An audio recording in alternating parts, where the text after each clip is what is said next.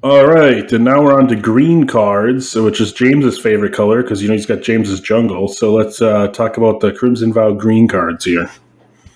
All right, so first up in green, we have Ascendant Pack Leader. It is 1 green for a 2/1 wolf creature that says Ascendant Pack Leader enters the battlefield with a +1/+1 counter on it if you control a permanent with mana value 4 or greater. And then it also has, whenever you cast a spell with mana value 4 or greater, put a +1/+1 counter on Ascendant Pack Leader. That seems really good in a big deck. Yeah, it seems really good, even in Commander if you're playing a 1/1 counter deck, because for 1 mana it's a 2/1, and then if you play something big, you get a counter on it. If you have something big out already, it's not the beginning of the game, you get a counter on it. And then worst case, you don't put any counters on it, but you have other cards that put counter on it. Yeah, it seems good.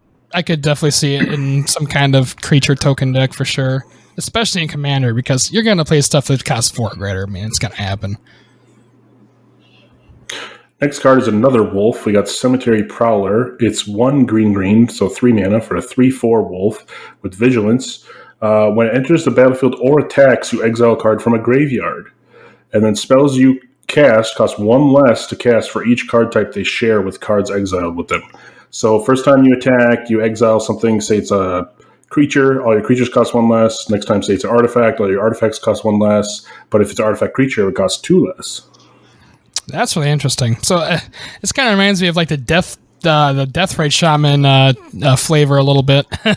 Yeah, we're just exiling stuff with the types.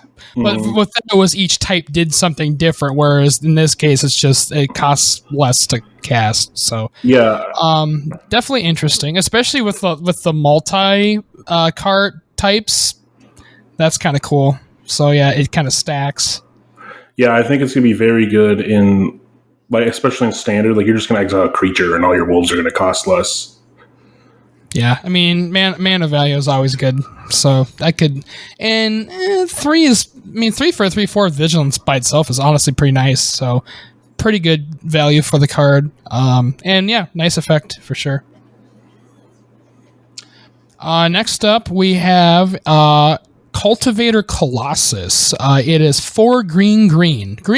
4 green. So 7 total for a star plant beast creature that has trample, and it says Cultivator Colossus power and toughness are each equal to the number of lands you control. And then it has, when Cultivator Colossus enters the battlefield, you may put a land card from your hand onto the battlefield tapped. If you do, draw a card and repeat this process. Ooh, interesting. Yeah, so this is not that good in a limited format because you're probably going to hit maybe 1 land if you're lucky. And it's but it's still going to be 8 with trample. But in Commander, this is just busted. This card's pre-selling for $20 right now because with Abundance, sure. If you have Abundance out, you get, instead of drawing, you get to choose land. So you could play every land in your deck with this card if you have Abundance out. Yeah, exactly. Because you can always just choose land. Yeah, because you go land, and you literally play every land from your deck into play and get infinite landfall triggers. Yeah. In a landfall deck, it's just insanity. Or just, play 30 lands and then you have a 30/30 for 7. That also seems very good. With trample, so they die. Yeah, so it's super, super good in Commander. You're probably going to see this around a lot in Commander. Yeah, this seems like a very good green card for a Commander for sure. Pretty big for Standard. I mean, maybe a bomb, but I don't know. Definitely good in the older sets, though. Next, we got Dig Up, which is 1 green for a sorcery. It says search your library for a basic land card, reveal it and put it into your hand, then shuffle. But it has a cleave cost for 1 colorless, black, green, so 4 mana, which then you get to search for any card and put it into your hand, then shuffle. So 4 to basically tutor for anything. Yeah, so for 4 mana, it's a Diabolic Tutor, literally the same card. Yeah. Same cost even. And then for 1 mana, you can get a land. Right. It just mixes in the green color, basically, is the only difference. Right. So that's fine. I mean, definitely good for, land fetch, I guess. Just another land fetch for 1. So it's okay, I guess. Yeah, I think if you run Diabolic Tutor in a green-black commander deck, you might as well replace it with this, because then you have the option to spend only 1 mana for a land instead of Right. Or play both if you want more tutors. or playing the both if you want more tutors. So yeah, versatile. It's always good. Next up, we have Glorious Sunrise. It is 3 green for an enchantment that has, at the beginning of combat on your turn, choose one. So you can choose creatures you control get +1/+1 and gain trample to end of turn, or target land gains tap, add 3 greens until end of turn, or draw a card if you control a creature with power 3 or greater, or you gain 3 life. Yeah, so this enchantment is got a lot of different modes on it, but you get it every single turn. So obviously, you're going to the first turn you play this, you're going to play this in your pre-combat main phase, so you can get it right away. In the limited format, this card is a bomb. It's Value City. Like every game that I've gotten this out, I have won. I can see that. Just being able to give your creature, the modes that I tend to use most is give all your creatures 1/1 trample if you have a lot of dudes out. Or if you have 1 creature power 3 greater and you need cards, just drawing a card every turn is nice. And then if you can't do either of those, usually gain 3 life. The mana accelerant, when you already have 5, like, okay, you can add something for 8 maybe, or 7, but like it's not a huge deal. If you're trying to play that freaking Colossus earlier, sure, Yeah. But when you have 5 mana, you probably don't need land like that. But who knows? Maybe you're trying to play bombs. But yeah, anytime that something pumps creatures and gives trample is very nice, for sure. This would be very good in your token deck, because just every combat, they have trample in 1/1. Exactly, and there's not many cards that I have in that deck that actually give trample. I think there's only maybe 3 that I can think of off the top of my head. So yeah, that'd be a nice addition for sure. So next we have Hamlet Vanguard, which is 2 and a green for a 1/1 human warrior that has Ward 2, so if an opponent tries to target, they have to pay an extra 2 or it's countered. And then when it enters the battlefield, it enters with 2 +1/+1 counters on it for each other non-token human you control. So this is very good in a human tribal deck. Yeah, nice tribal card for sure. Have we seen much human stuff for tribal in the past? Because I know Allies was a big thing, but I don't know if it was humans. Yeah, there's some. Humans is a deck in Vintage right now. Okay, so way back. Yeah, other than that, you could do it in Commander. There's a lot of stuff in this set that works well with humans, and there's some in the last couple sets. I think if you do 5-color humans is the most common, because then you could like do any human from anywhere, and most of the payoffs are in like 1 or 2 or 3, like they're in different colors, so you almost have to play 5 colors to make it really good. But in this set, you could probably do green-white humans. Okay, interesting. And I see the next one we're going to read is also a human, so I guess it could probably go with it. So our next card is Hive Hart Shaman. It is 3 green for a 3/5 human shaman creature that has, whenever Hive Hart Shaman attacks, you may search your library for a basic land card that doesn't share a land type with a land you control. Put that card onto the battlefield, then shuffle. Then it also has 5 green, so you pay 5 green to create a 1/1 green insect creature token. Put X +1/+1 counters on it, where X is the number of basic land types among lands you control. Activate only as a sorcery. All right, so this is definitely for a 5-color deck. Yeah, so if you're playing more than 2 colors, usually, well, even more than 1, you're going to search for one you don't have out, right? So if you have only forests, you're going to get your second color. Most times, if you're playing 5 colors, you're going to have at least 1 defined. So that's why it's really good in 5 colors. But even like draft, if like you can splash a 3rd color land just so that you could pay 6 to make 4/4s, like it's pretty crazy. Yeah, that's definitely not bad. That second ability definitely not good in like a mono or maybe dual color deck. Yeah, I mean, because again, it's worse. Say you play this in a single color deck, you're playing 4 mana for a 3/5. You're not going to get a land, so it's just 4 for a 3/5. That's pay 6, make a 2/2. That's not that great. That's not great at all. So yeah, you're going to want at least 3 colors in your deck, I think, before you look at playing this. Definitely. Definitely. In the right scenario, it's good, but definitely not in a mono deck. Next time we got Hallowing Moon. It's 2 and a green for an enchantment. At the beginning of combat on your turn, target wolf or werewolf you control gets +2/+2 until end of turn. And then the second ability is whenever an opponent casts their second spell each turn, create a 2/2 wolf creature token. So this is a nice wolf tribal card right here. Yeah, and in the last set, we actually got the first ever werewolf commander card. So if you're playing that deck, this will definitely go in it. Yeah. Nice. I'd love to see some werewolves playing commander. Yeah. And especially since we have plenty now between the old Innistrad and all the other variations we've had. Yeah. The only thing is if you play the old ones and the new ones, you have to remember how the new ones affect day night and the old ones do not, so they'll be flipped at different times. So you have to make sure you remember how each one works. I think it'd be cool to see though, for sure. And something like this definitely empowers that, because that's a lot of value. Like whenever they cast a spell, or no, it's their second spell. That's what it is. Okay, so that's still pretty good, especially if you're in a commander, match, say with like 4 people. You're almost guaranteed to get a 2/2, like 3 2/2s every turn, basically.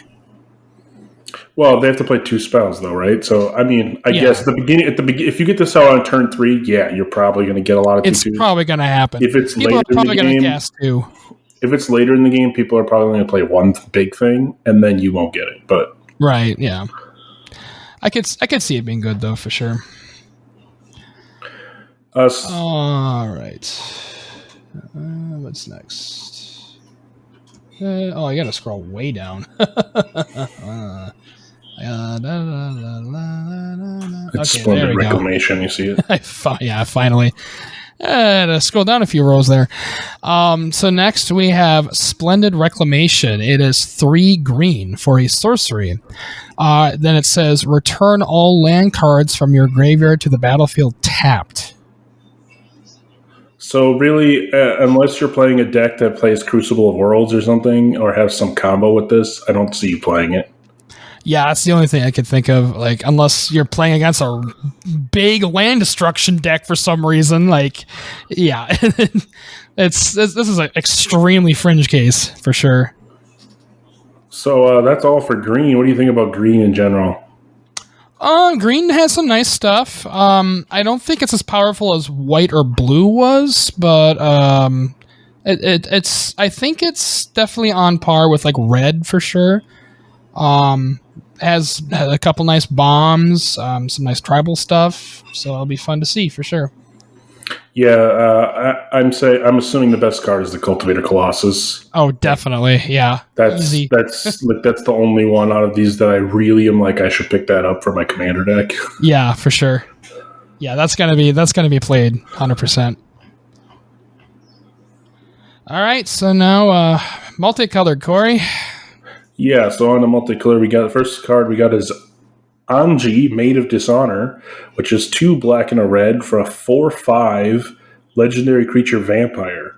So whenever Anji, Maid of Dishonor, and or one or more other vampires enter the battlefield in your control, you create a blood token. This ability triggers only once each turn. And then it has pay 2 mana, sacrifice another creature or a blood token. Each opponent loses 2 life and you gain 2 life. All right, so the vampire commander deck, anybody? Yeah, this set is filled with vampires. If you have an old Edgar deck, this might go in there. So if you have a Rakdos sacrifice deck, if you need another sack outlet, you could put this in there. Because like even if you don't have vampires, you can sack any creature to drain them. So yeah. I mean, and there's tons of sack outlets. Like that's not hard to find in Commander. So I could definitely see this being played in some kind of Rakdos, like, destroy you deck. And also great with the current vampire, tribe as well that's going on in Standard. Next up, we have Ruth, Tormented Prophet. It is 1 blue-red for a 2/4 legendary human wizard creature that has, if you would draw a card, exile the top 2 cards of your library instead. You may play those cards this turn. So basically, extra card draw. Yeah, the only downside is you can't. You don't ever draw. So instead of drawing, you exile 2 cards and you may play them. But so if you tap out to draw cards, you're not going to draw. You're just going to exile cards. So you're going to only want to do this when you have excess mana to cast those cards. But you are looking at more cards. So I think this as a commander would be really fun because you can wheel or something, and you're going to look at 14. Oh, you're going to be looking at so many. And you're going to be like, what's the best card that I want to play? Just look for that combo piece. Whatever it is that you need to win the game. It seems very, very fun to play. I don't know how powerful it's going to be until I play against it, but I feel like in the right circumstance it'd be very good, especially in Commander for sure. Standard, maybe, but you generally don't have that much mana to work with. So. Next, we got Grolnak the Omnivore, 2 green-blue for a 3/3 legendary creature frog that says whenever a frog you control attacks, mill 3 cards. Whenever a permanent card is put into your graveyard from your library, exile it with a croak counter on it. You may play lands and cast spells from among cards you wanted to exile with croak counters on them. Interesting. Okay. So as a commander, this seems really busted because the croak counters stay there, so you can just replay him to cast it again. As a one-of in a deck, if he dies, you can't ever cast those exiled cards anymore.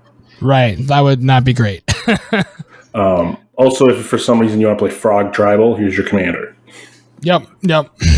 If you're looking for that outlet. Next up, we have Halana and Elena partners.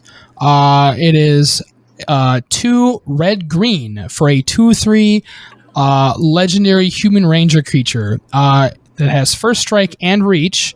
At the beginning of combat on your turn, put X +1/+1 counters on another target creature you control, where X is Halana and Elena's power. That creature gains haste until end of turn. So this seems slower than some other cards we've seen, but it's better. But if it's better than what's that? The mono green one that does the same thing when it attacks. Yeah. So it's better than that because it gains haste. So you could throw a creature out and then put a minimum you're going to put 2/1 counters on something and then give something haste. Yeah. So and you don't even have to attack with this. It's just the beginning of combat. Yeah, which is really nice. You don't have to attack with it either. You can just stack 1/1 counters on stuff. But yeah. I mean, a lot of times this is usually some kind of triggered or activated ability or something like that. The fact that it's literally just a trigger at the beginning of combat, that's nice. So you don't even have to worry about it dying. You can just keep doing it until they have a kill spell or something. Definitely nice for an aggro deck that's gruel for sure. Next up, we got Kaya, Geist Hunter. It's 1 white-black for a legendary planeswalker, Kaya. So it comes in with 3 loyalty counters. And then it has +1. Creatures you control gain Death Touch until end of turn, and put a +1/+1 counter on up to 1 target creature token you control. And then -2 until end of turn. If 1 or more tokens would be created under your control, twice that many are created instead. And -6, exile all cards from all graveyards and create a 1/1 white spirit creature token with flying for each card exiled this way. So outside of a token deck, this seems really bad. Yeah, this is only good for a token deck. Very interesting colors for this too. Yeah, because it's black and white. I don't know how many black-white token decks there are, but yeah, Orzhov is you'd think there'd at least. You think there'd at least be green somewhere in the color identity, because this is a very green-like, especially that's literally doubling season is the -2, or the trigger for doubling season. Right, I mean, white has that too. I guess it does. Procession or whatever, I think. Does yeah. that. So, okay, that's fair. But yeah, just the fact that green is missing is interesting. So yeah, it's if you have some kind of Orzhov token deck, this is your card, basically. You could probably get away with putting it in like Edgar, because every time you make a vampire, you could then give it death touch and a 1/1 counter, or make two vampires when you cast something. Yeah, that would be about it, though, I think. Right. All right. Next up, we have yet another Odric. This is Odric Blood Cursed, who is 1 red white for a 3/3 legendary vampire soldier creature that has, when Odric Blood Cursed enters the battlefield, create X blood tokens, or X is the number of abilities from among flying, first strike, double strike, death touch, haste, hexproof, indestructible, lifelink, menace, reach, trample, and vigilance found among creatures you control. That's like literally all the keywords, pretty much. Yeah, other than like Skulk. Yeah, like the random ones from like a specific set. It's interesting that Odric got turned into a vampire, because he's a vampire now. That's kind of blood cool. Cursed. The ability, I mean, other than like a keyword matters deck, I mean, there was that commander before, but I don't know if that commander even had red in it, so I don't know. I don't think it did, that I remember. I mean, so like at best, like if you're just playing this in a red-white deck, you're probably going to be able to get flying, first strike, double strike out. So you get 3 or 4 off of this. You probably get at least a couple for sure. But I don't know, like if blood tokens aren't even that good. So like, yeah, I mean, obviously we won't really know until we really play with the set, but and it's only an ETB, so it's only a one-time trigger too. Right. So you got to make it count. Most of the time, it's 3 for a 3/3 vampire soldier. Right. So I mean, if that's what you're looking for, I mean, it's nice stats, I guess, but that's about it. Next, we got Old Rutstein. It's 1, a black and a green for a legendary creature, human peasant. It's a 1/4. When Old Rutstein enters the battlefield or at the beginning of your upkeep, mill a card. If a land card is milled this way, create a treasure token. If a creature card is milled this way, create a 1/1 green insect creature token. If a non-creature, non-land card is milled this way, create a blood token. So basically, you're milling cards for resources here. Yeah, the only downside is that this effect only triggers off of his milling. So you can't mill yourself with other cards to get this. You only get it the one time every turn. Yep, which definitely makes it far less busted. Yeah, it definitely hinders it in a way, but it's still value. I think this should be more likely to go in the 99 of a self-mill deck than it would. For sure. Yeah, this would go into that, like, find that random card to win if you have no cards, whatever that blue deck is that Jake plays. I could see that being in there. That'd be, or actually that wouldn't even work because that's not even blue. Right. I had to go on something else. But yeah, interesting card. I'm not exactly sure what it would be played in, though. Probably like Sidisi self-mill or something. Actually, I don't even know if Sidisi is that green. I think green? It is. I'm not sure. Let's look at the card. Anyway, some sort of self-mill deck. Yeah, not that great of a card. Yeah, it's interesting, but I don't see the value behind it really. Next up, we have Olivia Crimson Bride. Here she is. 4 black red for a 3/4 legendary vampire noble creature. She has flying and haste. Also, whenever Olivia Crimson Bride attacks, return target creature card from your graveyard to the battlefield, tapped and attacking. It gains when you don't control a legendary vampire, exile this creature. So basically, as long as she's in play, you have an army. Or if you just bring back a legendary vampire. Or any, it could be more than one, I guess, yeah. Then it would die until itself is dead. Kind of a high cost, but definitely nice effect.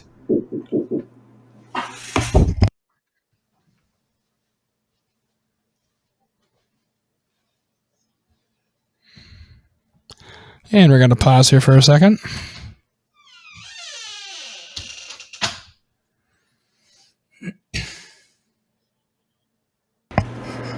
Sorry, I got interrupted. That's okay.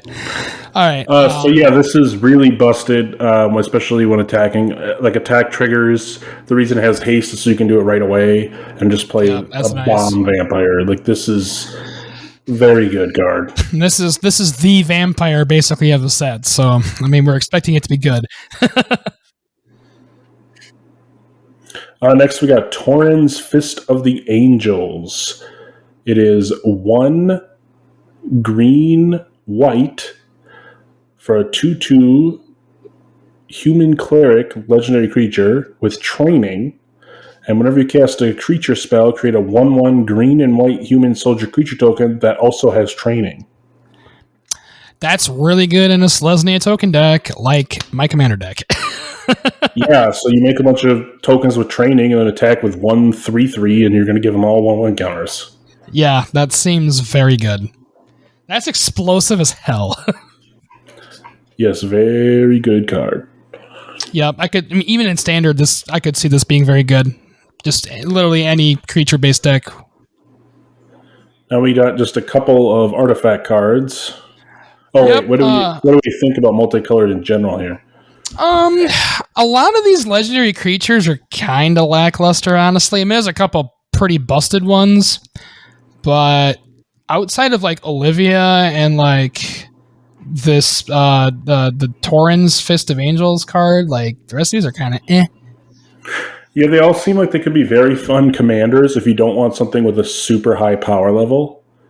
Obviously, the blue-red one can still be very good, and same with the frog.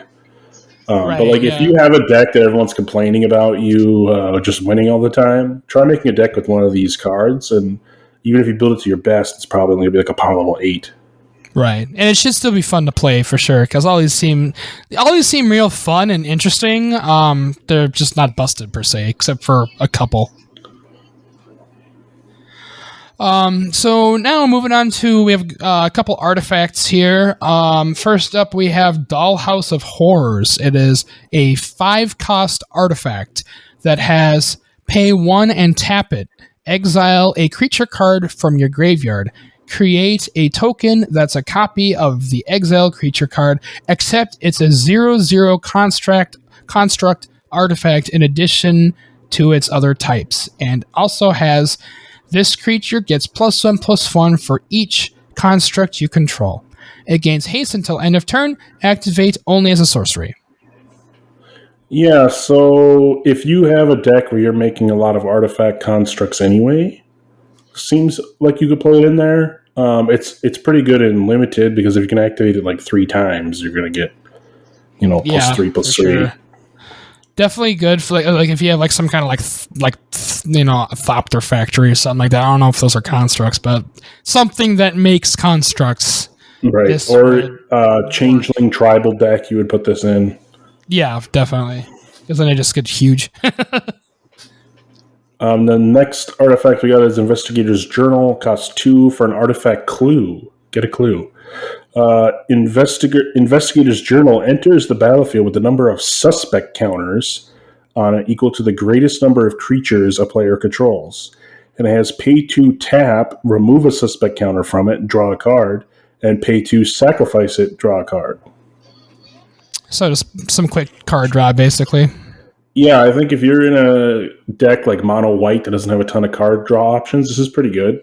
Yeah, especially going against like a big creature deck, you can get a whole lot of counters on this and draw some cards.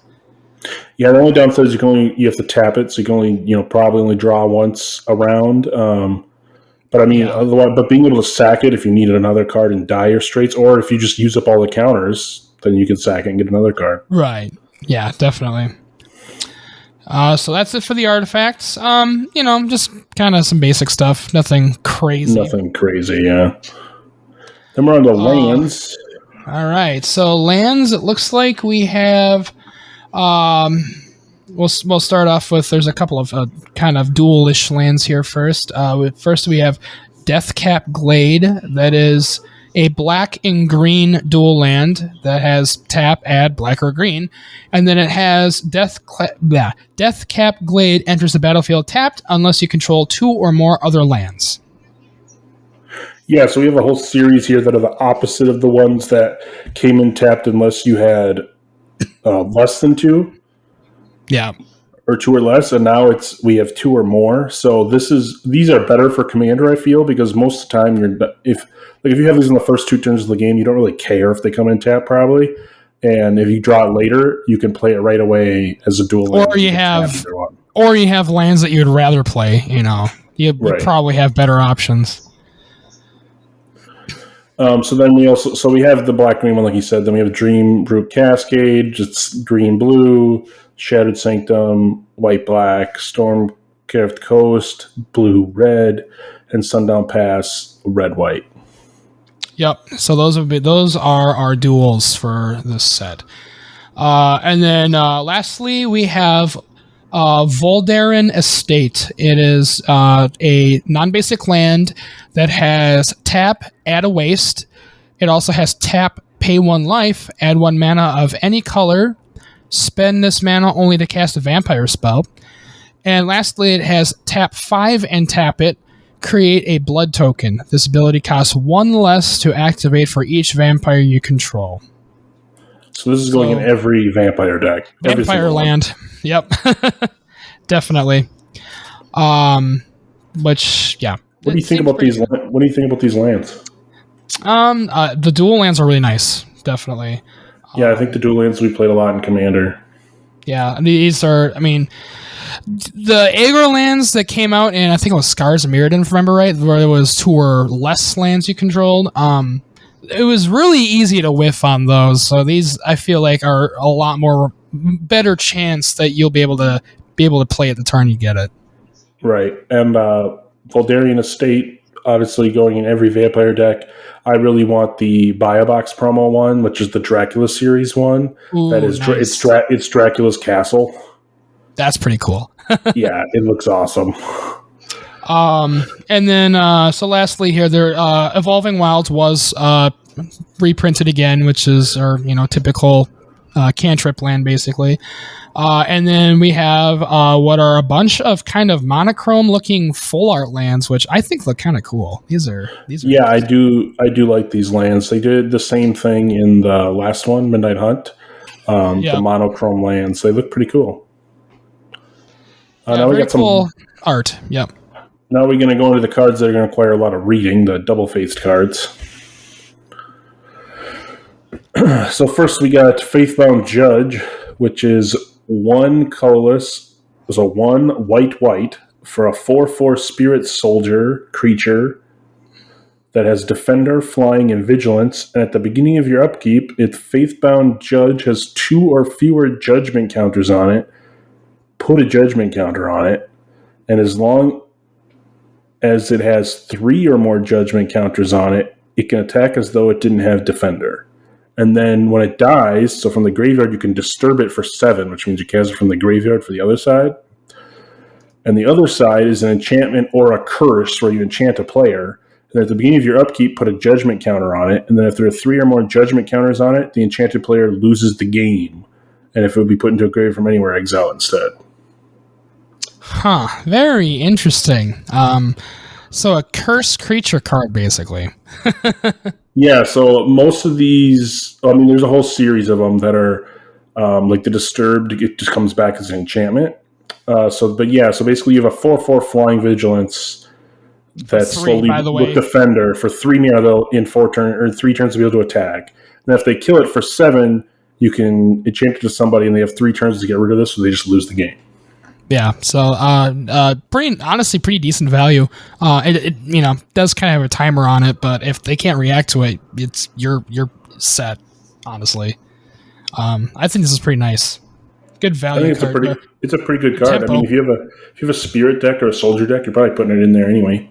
Or even a Curse deck, because it does count as a curse too on the backside. So this is like the definition of a tempo card, pretty much. Like, if they can't deal with it, they're pretty screwed. Next up, we have Katilda Da Manafi Martyr. That is 1 white for a star legendary spirit warlock creature. with a lot of keywords. It has flying, lifelink, protection from vampires. It also has Katilda, Hart, Martyr's power and toughness are each equal to the number of permanents you control that are spirits and or enchantments. And then it has Disturb 5, which we'll flip it over to the other side.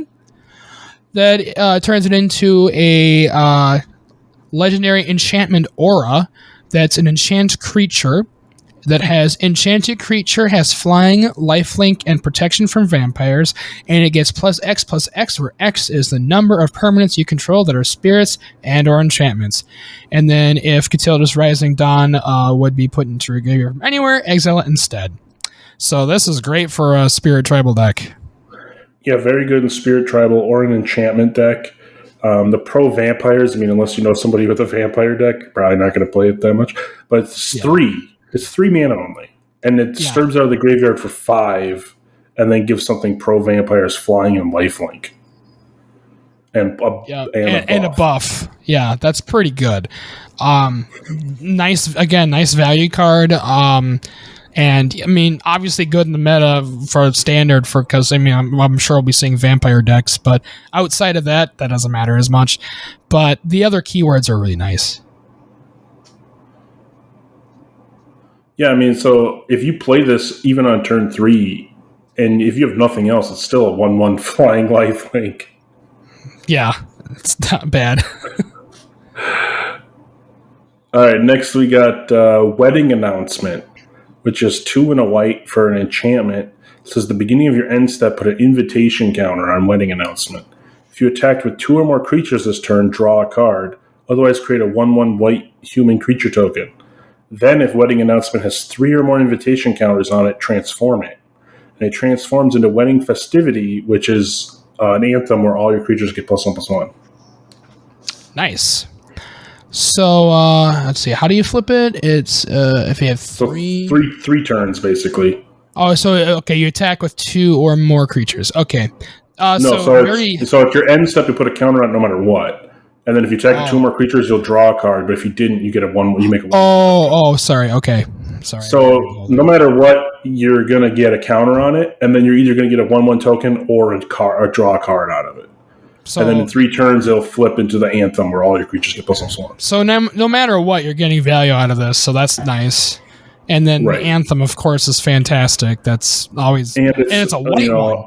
And it's white, and it's a possibility to draw some cards in white. Yep. Again, white card draw, pretty rare. Very nice. Very cheap, too. Only 3, so you don't have to pay very much for it either. That's a pretty nice card, especially in that color. Next up, we have Jacob Howkin Inspector. It is 1 blue for a 0/2 legendary human advisor creature that has tap it, draw a card, then exile a card from your hand face down. You may look at that card for as long as it remains exiled. You may pay 4 blue. If you do, transform Jacob Howkin Inspector. And then he transforms into Howkin's Insight, which is a legendary enchantment that has at the beginning of your upkeep, exile the top card of your library face down. You may look at that card for as long as it remains exiled. It also has, once during each of your turns, you may play a land or cast a spell from among the cards exiled with the permanent, or with this permanent, without paying its mana cost. Yeah, seems very, very good. It's basically a looter from your hand under this, and then once you have the 6 mana to transform it while you loot, you can then start casting a card for free every single turn. Yeah, seems very good. Like, oh yeah, let me cast my Omniscience for free, then everything's free. Ha ha ha. Yeah, and the fact that you get to pick, like you get to draw a card, and then you pick the best, like the best card in your hand. You're gonna stick under this. Like, yeah, I just hope they don't kill this. Let me just cast Draco for free. Oh, good. Let me just cast, freaking Ugin or whatever. It's like, yeah, that's nice. This is busted. It's super good, and it's only 2 mana. And then It's 2 freaking mana. What the hell? Like, yeah, and six for that ability is very good. All right, and then next we got Mirror Hall Mimic, blue and 3 for a 0/0 creature spirit. You may have Mirror Hall Mimic enter the battlefield as a copy of any creature on the battlefield for its spirit in addition to its other types. So 4 mana clone, and then it has Disturb from the graveyard for 3 blue, so 5 mana. For enchant creature, at the beginning of your upkeep, create a token that's a copy of enchanted creature, except for it's a spirit in addition to its other types. And then if this would be put in the graveyard, exile it. Right. So I believe clone did cost 4, if I remember right. So it's the same casting cost. Yeah. So the front side is basically clone. But the front side is not great. The Disturb is the awesome part because you get a copy every single upkeep of whatever you enchant. Yes, for literally 1 more mana. Yeah, so this is one of those cards you're going to want to just loot into your graveyard and then play it for 5. Yeah, like that's really good. This will work in almost anything, honestly, especially in a looter deck. Next up, we have Concealing Curtains. It is a black for a 0/4 wall creature with obviously defender, and then it has pay 2 and a black to you pay 2 and a black to transform Concealing Curtains. Activate only as a sorcery. So then it transforms into Revealing Eye. That is a 3/4 eye horror creature with menace. When this creature transforms into Revealing Eye, target opponent reveals their hand. You may choose a non-land card from it. If you do, that player discards that card, then draws a card. So it's kind of like a 1 mana 0/4 that you can turn into a black Vendilion Click, kind of? Or Click, yeah. I guess that would be what it would be. Like, with menace. Yeah. Definitely nice. And it only costs 3 to transform it, and those are good stats for 3. Yeah, so if you have this in your opening hand, 1 mana, and then turn 3 can do right away, and basically you get rid of their best card, and then have a 3/4 menace. It's not bad. Yeah, definitely good.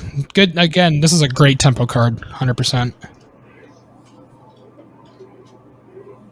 Next we have Henrika Da Manafi. I don't know if I can pronounce that right, but it's 2 in the black for a 1/3 legendary creature vampire. With flying, at the beginning of combat on your turn, you choose one of the following that hasn't been chosen. Each player sacrifices a creature, draw a card and lose a life, or transform it. And it transforms into a 3/4 with flying, death touch, and lifelink vampire that has pay 3. Each creature you control with flying, death touch, and or lifelink gets +1/+0 until end of turn. Well, it's 1 black, 3 total. Yeah, didn't I say that? To clarify, you just said 3. Oh yeah, 1 black. So you literally don't have to pay anything to transform her.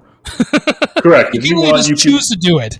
Yeah, you could pay for it, play this on your pre-main combat, and just immediately transform her if you want. But most of the time, you're probably going to want to play in a scenario where you can make someone sack a creature, draw a card off of it, and then transform it. But right, yeah. I mean, in a perfect world, you'd want to probably do all 3 because they're all pretty decent, really. So you got an Edict. You have, basically the Sign in Blood, I guess, is what that would be, and then transform it into basically a better Nighthawk. Yeah, it transforms into a better Nighthawk. Yep. Like if you have Nighthawk out, you could give Nighthawk +1/+0. Exactly. Oh yeah, let's make it bigger because it's already a good creature. Let's make it even worse. This is a great card. I love this card. This will be, if you have Vampire set, is sweet. This could be interesting as a commander as well, just for the fact that you could play like Flying, Death Touch, or Lifelink Trample in mono black. Could be interesting. That would be gross. Like, oh my gosh, and not to mention that like you can just keep buffing your board. Like that seems pretty good. Yeah, especially with Cabal Coffers, just sink all of your mana into buffing everything. Yeah, I mean, then like if they all have like Death Touch or Lifelink or something like that, it's they're going to be hard to deal with. Next up, we have Volderin Bloodcaster. It is 1 black for a 2/1 vampire wizard creature with flying that has whenever Volderin Bloodcaster or another non-token creature you control dies, create a blood token. It also has whenever you create a blood token, if you control 5 or more blood tokens, you can transform him. Then he transforms into Bloodbat Summoner, who is a 3/3 vampire wizard creature with flying. At the beginning of combat on your turn, up to 1 target blood token you control becomes a 2/2 black bat creature with flying and haste in addition to its other types. Yeah, so you're basically going to make a bunch of blood tokens and then transform it and turn all your blood tokens into 2/2 bats with flying. So here's where blood tokens can be good. We're kind of bashing on them. Here's a payoff for having blood tokens. We finally have a payoff. And yeah, if you have a deck centered around blood tokens, this seems pretty decent. And then next we got Ill-Tempered Loner. So it's a guy that's ill-tempered and he's alone. It's 2 Sounds red. like me. Yeah, right. So it's 2 red for a 3/3 human werewolf. Whenever Ill-Tempered Loner is dealt damage, it deals that much damage to any target. So if he blocks or is blocked, you can deal that much damage for how much is dealt to him to any target. And then it has pay 1 in a red. It gets +2/+0 until end of turn. So like kind of like fire breathing, except you have to do it in multiples of 2. And then it has Daybound, so that's the day side. And then the night side is a 4/4 werewolf. Whenever a permanent you control is dealt damage, Howlpack Avenger deals that much damage to any target. So then if any of your things are dealt damage, it deals damage to that. And then it has the pay 2, it gets +2/+0. Or pay 1 in a red, it gets +2/+0. So that's pretty. This is what red wants, dealing damage. I mean, yeah, and it's like avenging damage. Yeah, exactly. So it's first he's an ill-tempered loner, so he deals damage when he's hurt, and then he becomes the Avenger when he's a werewolf and avenges anything of yours that's dealt damage. Right. So that seems very good. And that's so that's even just if they're blocking or if they get blocked. Like that would even count. So that seems very, very good. You could also put this in like a stop hitting yourself type deck where you like deal 1 damage to everything on your board, and then this is going to deal all that damage to. It's going to deal a crap. It just turns into a bomb. Yeah, or you could play like, what is it, Blasphemous Act, deals 13 damage to everything, and then all you get to do 13 damage for every one of your creatures. Yeah, that seems very good. Like, in some fringe cases, this can get pretty insane, I think. Especially if it's on the night side. The night side, especially. Next up, we have Volatile Arsonist. It is 3 red for a 4/4 human werewolf creature with menace and haste. It also has, whenever Volatile Arsonist attacks, it deals 1 damage to each of up to 1 target creature, up to 1 target player, and or up to 1 target planeswalker. And then it has Daybound, so that's the day side. Then the nighttime side is Dire Strain Anarchist. That is a 5/5 werewolf creature with menace and haste that has, whenever Dire Strain Anarchist attacks, it deals 2 damage to each of up to 1 target creature, up to 1 target player, and or up to 1 target planeswalker. So it basically, the night side does 2, the day side does 1. Yep, and then it gets 1 bigger in PT as well. Yep. Menace and Haste obviously is nice. For 5, yeah, it's a little more expensive as far as mana cost, but definitely not bad. Definitely, if you're in a werewolf deck, you're playing this, because like just being able to ping things off. Pinging is nice. Especially in red. Like in red, that's what you want to do. Oh, I guess it has to do players or planeswalkers, so you're just going to be pinging players. Yeah. Well, it can. Oh no, it's creature as well. You're right. It's up to 1 creature, up to 1 player, and or up to. Oh, so you could do all 3. You can do all 3. Yes. So you could do hit a creature, ping off a creature, hit a player, and ping a planeswalker. Yeah, like if they're all 3 are on the board, you can do all 3. So that's the best scenario. Yeah, definitely. So that's definitely nice. And then on the night side, you can do 2 to each of them. So, very good for red. I think.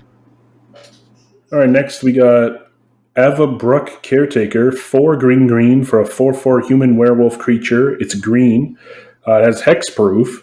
At the beginning of combat on your turn, put 2+1/+1 counters on another target creature you control. That's the day side.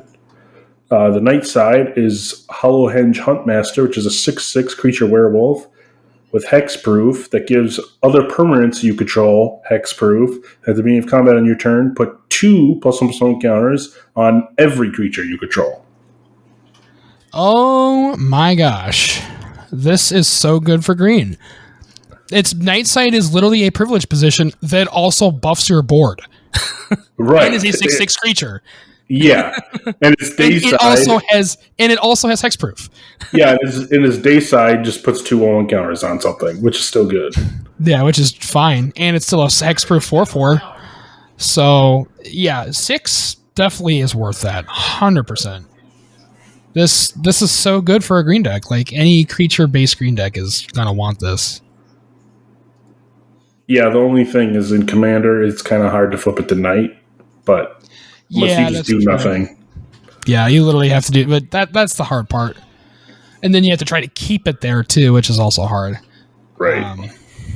But it's a good card. Let's see. You read that one, right? Yep.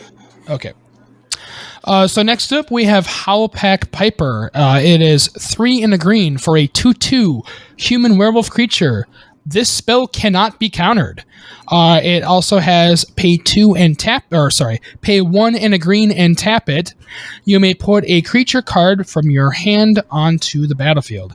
If it's a wolf or werewolf, untap Howlpack Piper. Activate only as a sorcery. This is the day side. The nighttime side, it turns into Wildsong Howler. That is a 4/4 werewolf creature that has, whenever this creature enters the battlefield or transforms into Wildsong Howler, look at the top 6 cards of your library. You may reveal a creature card from among them and put it onto put it into your hand. Put the rest on the bottom of your library in a random order. Yeah, so I got this in my draft on Arena and in my draft this weekend at the Two-Headed Giant. This card is nuts in a werewolf deck. I could definitely see that. Because you're paying 2 to put a creature card into play and then untap it, so you can just keep paying 2 for all of your wolves and werewolves. Put them all into play. It's literally a Piper for wolves, literally, is what it is. Yeah, and you could put any creature, just more on tap then. So you could still just Piper anything. Yeah. At the end. Like, so you put all your wolves in and then put it in something else. And then the other thing is, because you're piping them in and not casting them, you still cast no spells, so it immediately can transform to night. Right. And then get you a creature card from the top 6, and then your opponent will probably make it day again, or if he doesn't, that's fine, whatever. Then on your turn, you cast 2 things, make it day, so that it flips back, and then you can next turn pipe again, and then get another thing when it transforms again. It's crazy. It basically refills your hand, and then pipes stuff into play, and then refills your hand, and then pipes stuff into play. It's nuts. Like, we all know how good Elvish Piper is. That's a fantastic green card. This is a better version of that for werewolves. Yeah, exactly. Literally. This card is insanity. And even if you're not playing a werewolf deck, it's still, for 2, put 1 creature into play, and then get a creature from the top 6 when it flips, so it's still decent. Oh, this is awesome. 100%.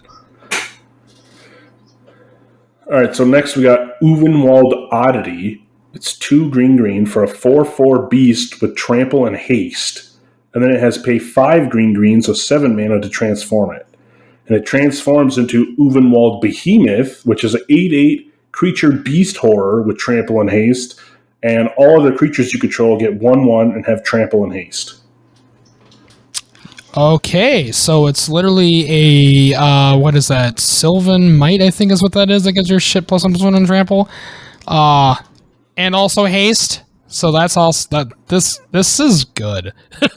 Yeah, I like, because at the worst, it's 4 for a 4/4 trample haste is probably what you're going to do most of the time.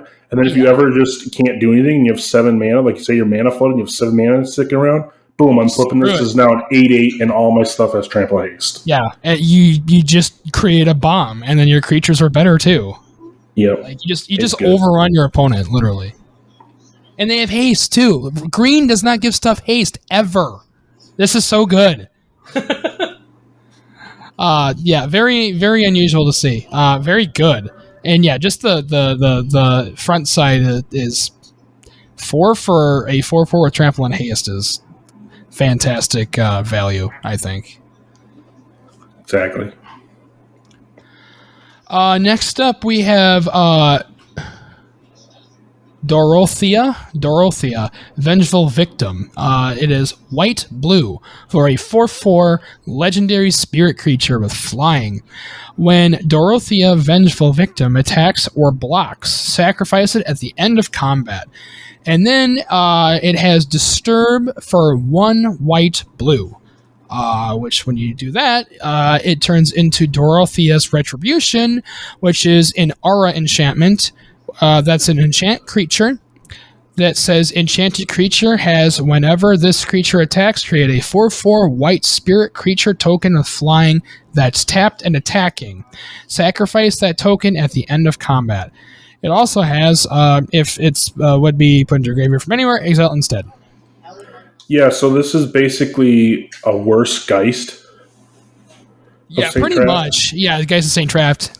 Yeah, because you play it for 2 as a 4/4, and then you're enchanting something that turns any creature into Geist. Yeah, pretty much. I mean, it's fine for standard, but Geist is better. Right, like Geist is better if you can only fit one of these. If you need more than one of these effects in your deck, it's great. Yeah, and another Geist trigger is always good, like in a spirit deck or something like that. Next, we got Edgar, the Charmed Groom. 2 white and a black, so 2 a white and a black, so 4 mana for a 4/4 legendary creature vampire that gives all other vampires you control +1/+1. And then when he dies, you return to the battlefield transformed. And when it's transformed, he goes in his coffin, so it's Edgar's coffin. It's a legendary artifact. At the beginning of your upkeep, create a 1/1 white and black vampire creature token with lifelink. Put a bloodline counter on Edgar Markov's coffin, and then if there are 3 or more counters on it, remove those counters and transform them back into Edgar the Charmed Groom. So basically, he dies, he goes in his coffin for 3 turns, and he comes back again. That's pretty cool. So yeah, he's basically a persisting 4/4 that buffs your vampires. Yeah, it's pretty good. The only downside is it's at the beginning of your upkeep, so you do have to wait 3 whole turns to get them back again. Yeah, it's not each upkeep or something like that. That would be busted. But this is obviously great in a white-black vampire deck. Or even as a commander. I could see it as a commander, too. Yeah, if you just want a commander that's not going to die and give you value. Yeah, just value city. Next up, we have Runo Stormkirk. That is a 1 blue-black for a 1/4 legendary vampire cleric creature with flying. When Runo Stormkirk enters the battlefield, put up to 1 target creature card from your graveyard on top of your library. At the beginning of your upkeep, look at the top card of your library. You may reveal that card. If a creature card with mana value 6 or greater is revealed this way, transform Runo Stormkirk. And he transforms into Krothus, Lord of the Deep, which is a 3/5 legendary Kraken horror creature with flying. Oh god, a Kraken with flying. Whenever Krothus, Lord of the Deep attacks, create a tapped and attacking token that's a copy of another target attacking creature. If that creature is a Kraken, Leviathan, Octopus, or Serpent, create 2 of those tokens instead. Oh my. Yeah, so this is, for me, finally, a legendary creature that can be your commander for a sea monsters deck. Right, yeah. We've had so many Krakens and Octopus and things like that are all really good. But yeah, they all cost a boatload of mana. They all cost 8 or more. But this guy can cheat them into play and make copies of them. Yeah, that... Oh, God. I can see so many... Oh, he can't cheat them into play. I guess he can just make copies of them. Yeah, he doesn't cheat them. You have to use your omniscience or something like that. Yeah. But this seems like a really fun card. Yeah, it seems fun. It doesn't seem super great because you're going to need top deck manipulation to be able to put something on top of 6 or more to flip him. And then you're going to need another sea monster out for him to copy. Right. So in a deck that's built around it, I could see this being like a engine that will drive the deck, but it's got to be a specific, like it needs to be like a sea monsters deck, basically, like something with krakens and things in it. Yep. So it seems very fun. I definitely, if I pull this card, I'm going to build the Sea Monsters deck because this would be a fun like commander deck for sure. Yep. All right. So what do you think of all the double face cards? They are all really good in their own right. Like some obviously are insanely good. All right. So now we've talked about the whole set. What is your favorite card in the set? You think? Which one do you really want? Favorite card? Honestly. That Selesnya one. When was that Selesnya one that was like really good for me? Oh, the wolf guy, Tolizmer or whatever. Yeah, I think. I think it was it under multicolored? Yeah, Taurens. Yeah, he was really good because he just gets huge. He does just get huge. Yeah. For me, Olivia and Edgar are cool. I did open an Edgar, so now I'm just hoping to get Olivia so that we have all the new vampires.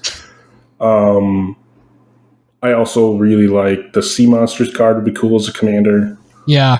Oh, also that Piper. That Piper's sick. The Wolf Piper, yeah. If you have the Werewolves commander deck, that's I really want to build like a Werewolves deck someday, and that would just be so insane in a deck like that. Well, that's basically it for Crimson Vow, right? That's what it's called. Yeah, that's it for Crimson Vow. We'll see you next time, guys. Sick. Thanks for joining us.